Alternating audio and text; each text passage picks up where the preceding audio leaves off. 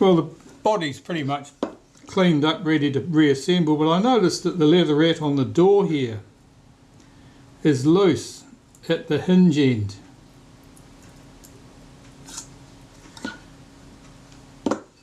Yeah, there's a Zeiss bump there, but otherwise it's quite firmly fixed. I'm a bit reluctant to strip this off completely.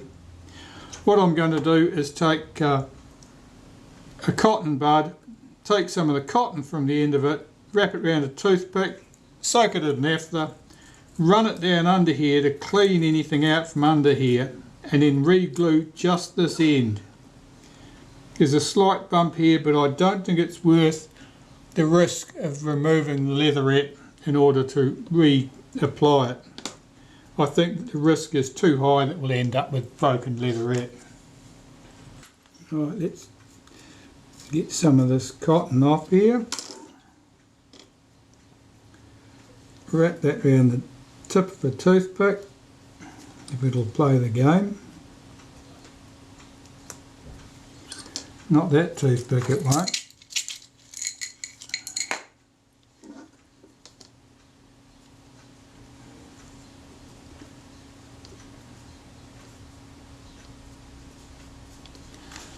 That'll do.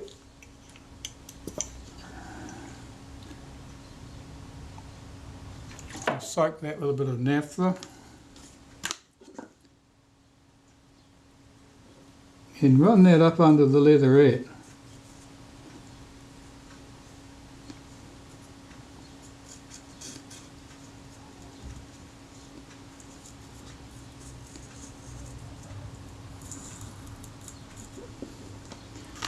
You can see there's a fair bit of dirt and rubbish come out from under there. That should be fine. Now I'll apply some adhesive under that edge, again using a toothpick, and that should glue down fine. Just put some adhesive down here on a piece of paper. That's probably a little bit more generous than I needed to be. Pick some up on a toothpick.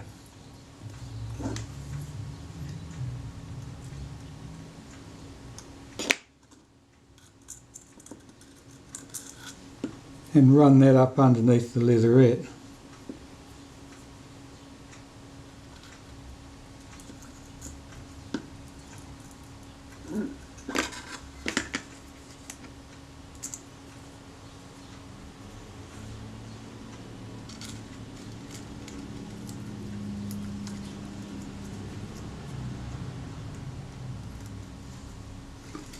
Taking particular interest in the corners there because it was the corners that were flapping. Okay, let's push that leatherette down into position, and I want to wipe that lot with a cotton bud with a bit of naphtha on it to remove that excess adhesive that I've got everywhere but where it needs to be.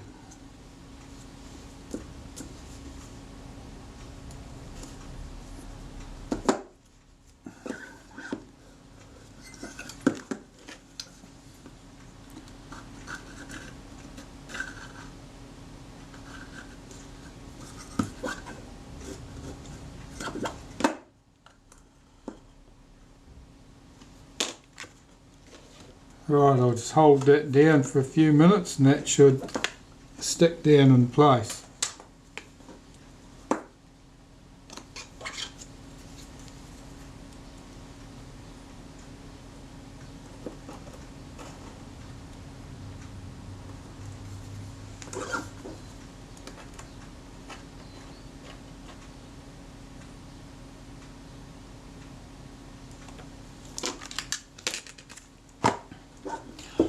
That's looking good.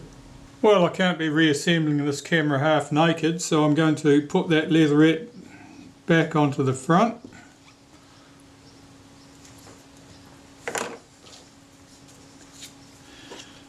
I'll put some adhesive on a piece of paper here so I can spread it out with a toothpick. This stuff's a little bit thick.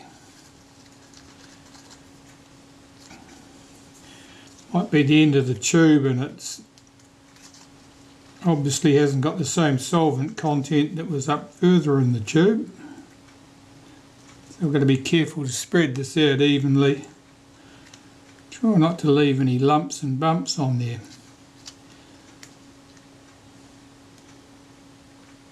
If it looks even, no lumps and bumps while it's wet, it'll be even flatter once it's dry. Okay, leatherettes on the front of the camera. Something to note. There's an embossed line on the leatherette at one, and it's at the top, not at the bottom. If you have both leatherettes off, to make sure you put them back in the right positions, otherwise you will have your embossed line down at the bottom of the camera, which wouldn't look quite right.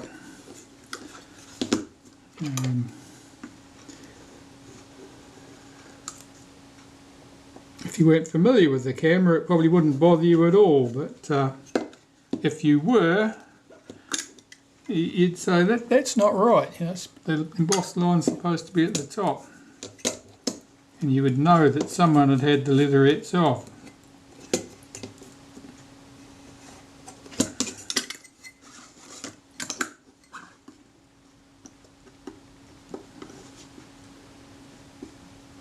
There's a slight crack in the leatherette at that point, so I'm just making sure that bonds down well at that point.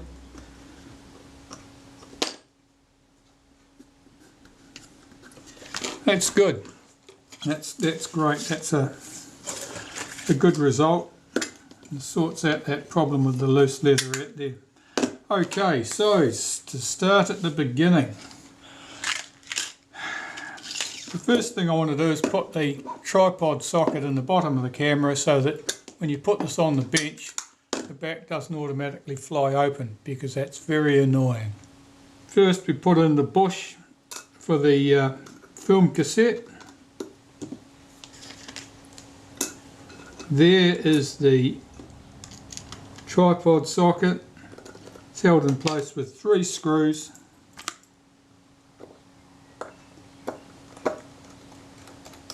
They're quite long, but they're not as long as the ones that hold the film advance lever in place.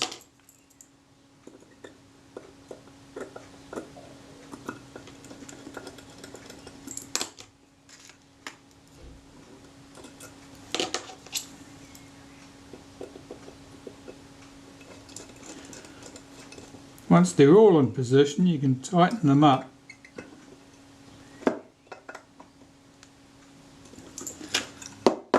That's good, no problems now. Right, put the rewind in place. Come on camera, hurry up.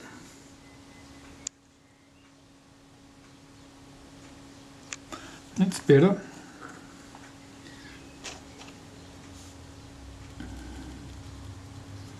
Putting some synthetic grease on here. This is the inner component for the rewind, and this is keyed to the outer shaft. Here we go. The bush, it's a little brass spring in this bush. Make sure that's lubricated. Again, I'm using the synthetic grease. Wriggle that into place. Check that it runs freely in the rest position. And pop this on the top of the camera. There are 2 screws. Countersunk head screws, flathead screws depending on where you are and what you call them.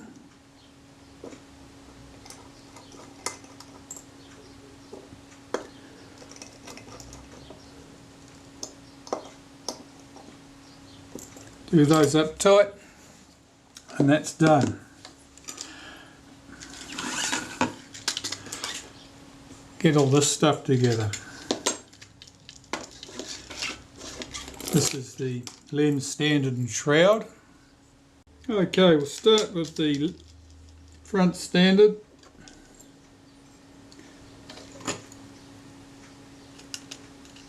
The largest screw goes to the top.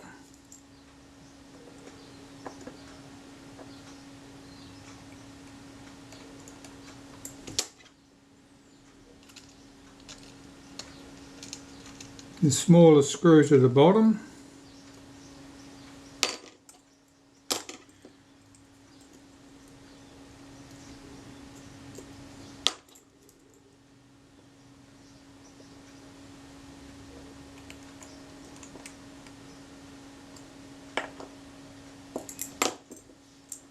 Check that moves smoothly. I'm going to lubricate that with a bit of graphite powder shortly. The return spring goes here.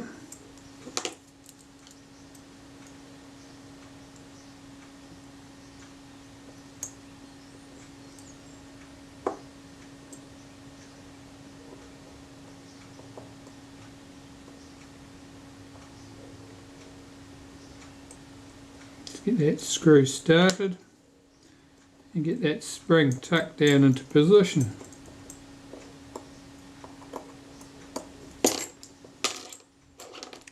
And tighten the screw up.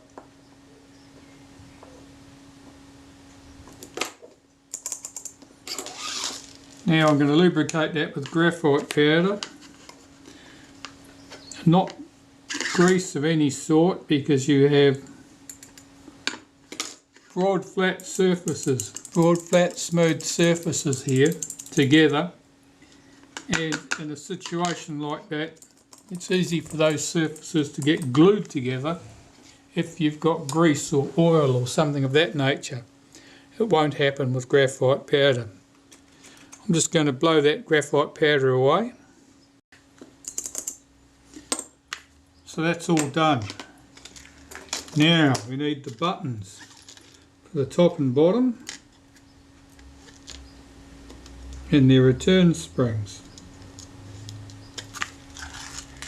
Sometimes the return springs get a bit compressed and tired looking. You can stretch them out a little bit, don't stretch them out far.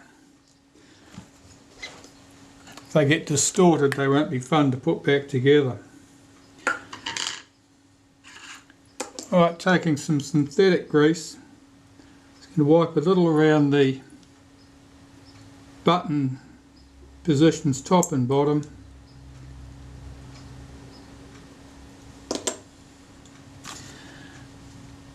Now the spring goes in the hole, it does not go over the post. Don't put it over the post, you won't like it. The buttons are identical top and bottom.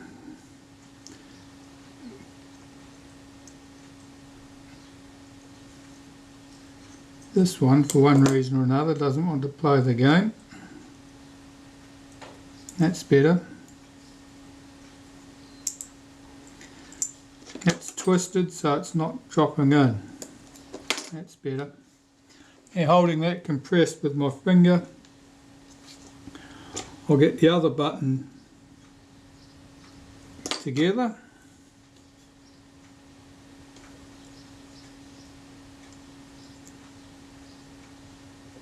Fit that in the same way. And holding them both compressed between finger and thumb, slide them into the shroud. There are rails top and bottom that guides this, and that should just click in and pop into place. Now some synthetic grease. You want synthetic grease on that rail, top and bottom.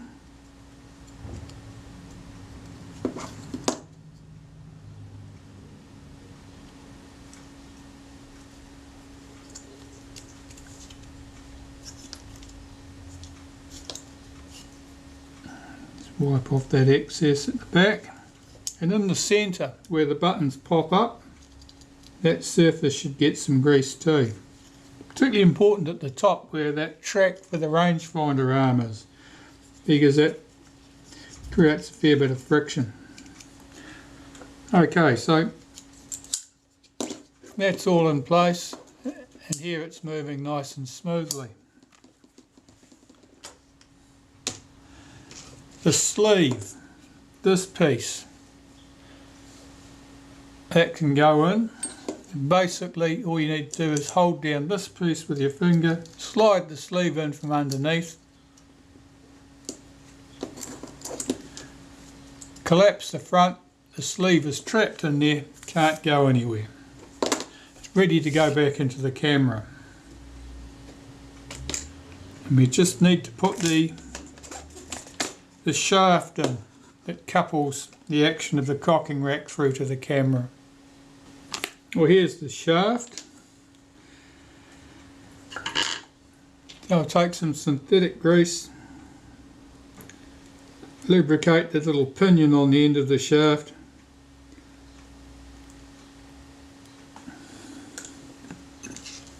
Drop that into the body. The bracket that holds it in place is this one. And there's a single very short round-headed screw that holds that into the body from the top. So I'm supporting that with my finger from underneath. Got the screw there. I'll run that loosely up. That bracket serves two functions. It serves to keep this rack in position, and in doing so it also supports the shutter cocking rack at the back, so that when it's pressed back into the body fairly neatly, the little wheel, the gear, and the rack are held pretty much in firm contact. If the shaft's allowed to float too far forward, then obviously the gear would float too far forward, and the teeth on the rack and the teeth on the gear may only be contacting over part of their width instead of their full width. And of course, if they're only contacting over a small part of their width, the chances of them failing are very big. So this needs to be kept as snug as is reasonably possible. If you have it too tight, the rack won't move smoothly. I've found from experience that if I've got 4/1000th of an inch clearance there between the rack and the case, then everything works quite well. So I've got a feeler gauge here, slide it in here, slacken the screw off, push it towards the back of the case, do the screw up, remove my feeler gauge, check that the rack moves freely, and it does. That all looks good. Make sure that the bracket in here is not cocked off to one side, otherwise that'll tend to bind the cocking rack. That feels quite good. What I normally do at this stage is just put a little touch of lacquer on that screw to stop that from moving. I'm sure it would be more useful to put a drop of lacquer on the little bracket underneath, but that's much harder to achieve. You'd end up with this stuff everywhere. So by making sure that the screw won't work loose, or is less likely to work loose or move, is second best, and it's better than the manufacturer ever did. Okay, so the shaft's in place, and we have our front section here all assembled. Now the front is collapsed at this moment, which keeps our sleeve in position. If we slide this into the body,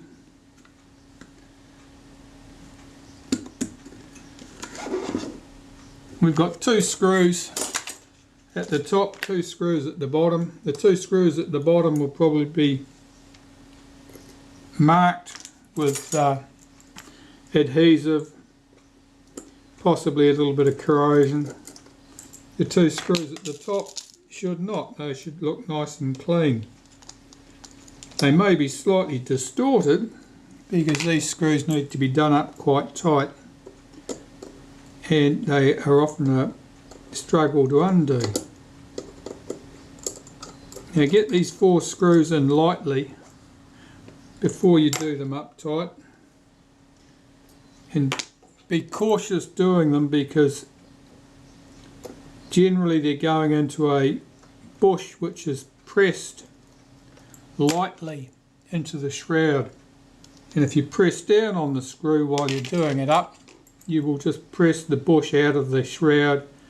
Then you'll have to pull the lot out, press the bush back into place and redo it. Right, they're all in position. I can do those screws up.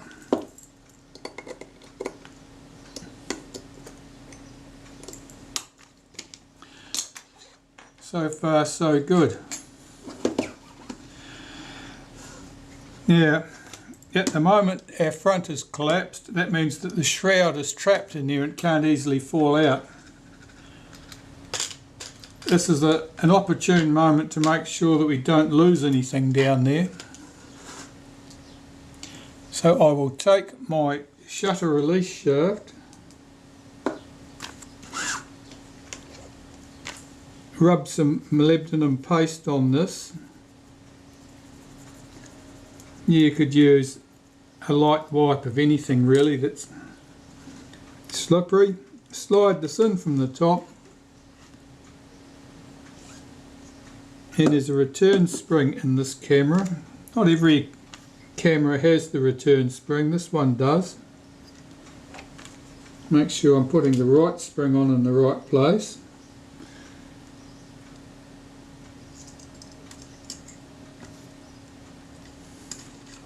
And the return spring acts against the sleeve to lift the sleeve up.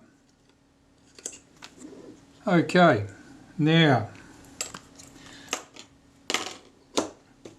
in order to make sure that the shutter release shaft doesn't fall out, I'm going to put a rubber band around the rewind post and around that, just so that when I tip the camera upside down that shaft won't fall out, and so I won't have to fight with it to get to retrieve the spring from wherever it's hidden itself inside the camera. So the focus mount needs to go in next. All of these components are cleaned from the ultrasonic cleaner.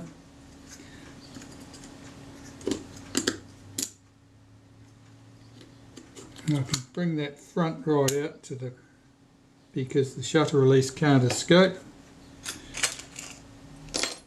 There are 4 round head nickel plated screws hold this in place.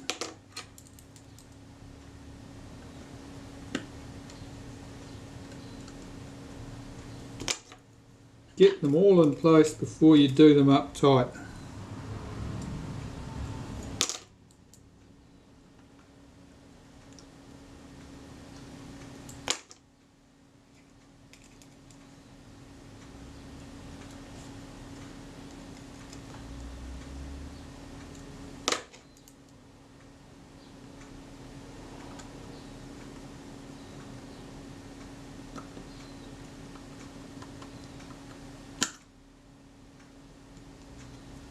Right, they're all in place. I'll tighten them up.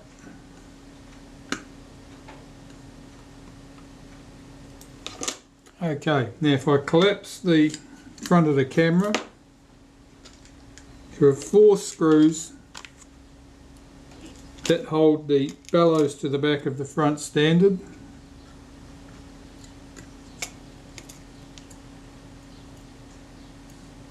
At the roughly the 10 o'clock position, the 7 o'clock position, the 2 o'clock, and what's that, about 4 o'clock.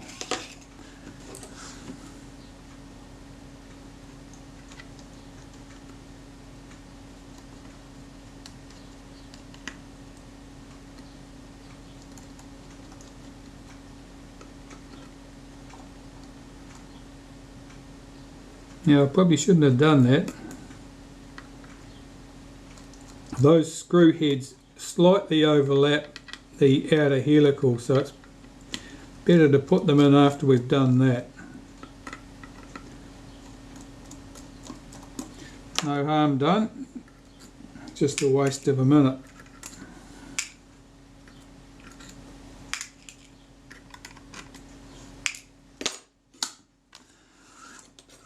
A focus helical, inner and outer. Run these together, see where my alignment marks fall. With the front surfaces level, I can see I've got where are my scribe marks.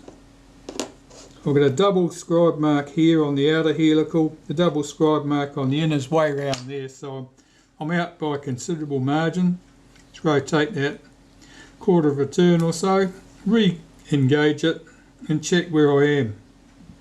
Okay, with my double scribe lines on the outer and then on the inner, are those front surfaces level? Yes, they are. So by luck or good management, I've landed that in exactly the right spot. So I know that the inner and outer helical are now correctly aligned with each other. And this can be lubricated with some helical grease, which is this stuff, Helimax XP, optical and instrument helical grease. If I can just find my greasy toothpick that I use for applying it, it'll be right.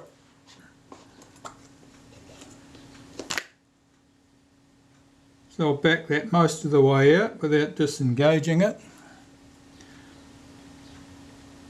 Put a small wipe around in about 5 or 6 places around the perimeter of the inner helical.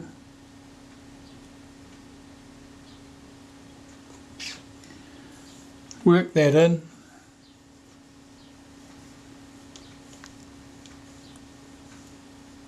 If you overdo that grease, the helical will be firmer in its action, it'll be stiffer. You do not need to completely clog the threads with grease. I'll run some around the outside of the outer helical.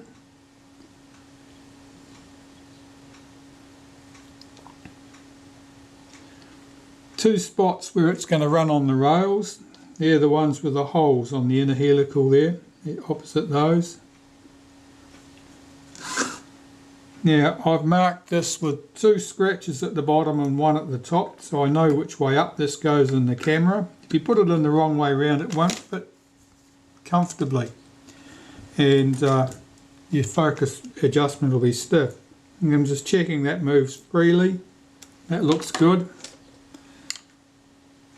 The retainer ring, you can tell where the retainer ring presses against that outer helical because the black finish is rubbed off in those points. So those are the points that you really need to hit.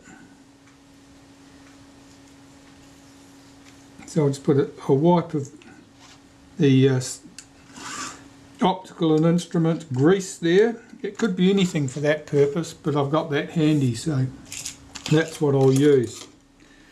There are 4 countersunk head screws that hold the retaining ring in place.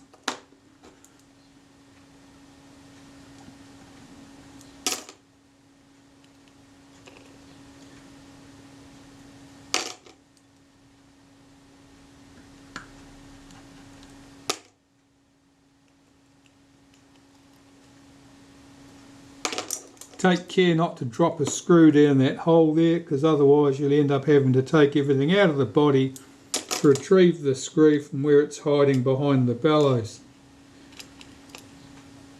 And I know that because I've done it enough times in the past to recognise the danger. Alright, that's all in place. I can do those 4 screws up.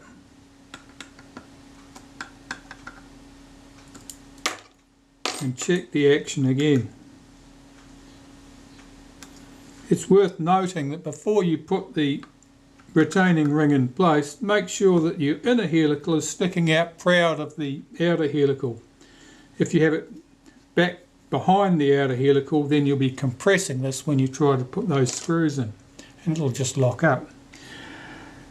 Okay, I'll collapse the front of this camera and put those black screws in that I was busy trying to put in before.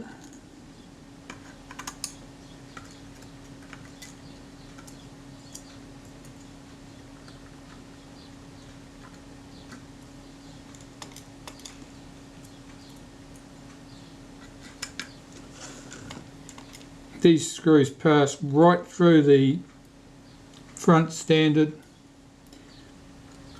into the plate and the bellows, and hold the bellows to the back of the front standard.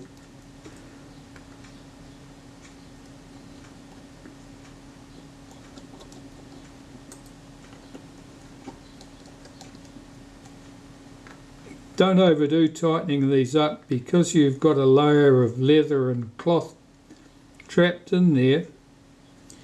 They don't lock up tight like screws holding two pieces of metal directly together. So as a result, it's very hard to pick the point at which you should stop tightening. If you overdo it, you'll only end up stripping or breaking something. Our focus scale ring. Well, I've got my alignment marks here, so I can see where that fixes relative to the outer helical. So I'll get the 4 screws in lightly. Oops. Now there are 4 identical screws hold this in position. There are 2 similar but smaller screws that hold the coupling for the rangefinder in position, so don't mix them up. If you get one of the small screws in the big holes, not only won't it tighten up properly, it'll be hard to get it back out again.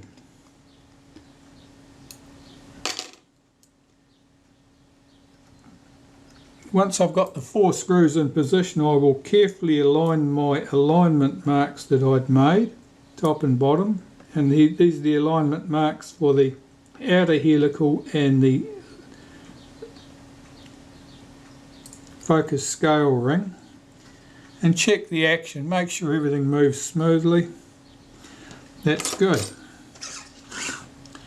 Here's the coupling arm for the rangefinder. Now this has been through the ultrasonic cleaner, and as a result, this little hinge joint here, which is riveted, is tight. You can feel it binding up, and I need to put a drop of oil on there. And you could probably use just about any oil at all, but I've got some Nye oil here, and all I need is a single drop on that joint. And I'll just rotate this a few times. That oil has found its way into that joint. That moves absolutely freely now. No problems at all. I mean, putting this piece in the ultrasonic cleaner is probably overkill anyway. I do that because I sort of have a system. But if you didn't put it in the ultrasonic cleaner, you wouldn't need to lubricate it, because it'd be fine. Right, I'll get this in position. So the arm has to go in at the top, and it's always a struggle to wriggle that in.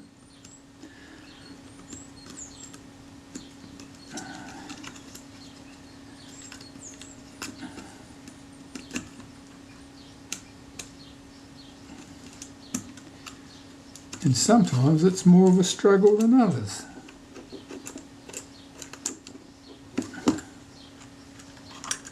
There we go, that's in.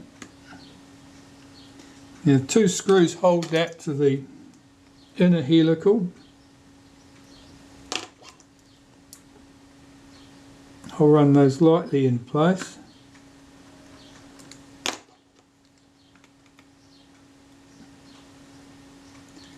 And the screw on the arm at the top of that component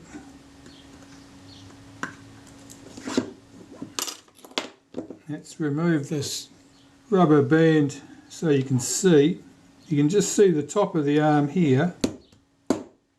Yeah, there it is.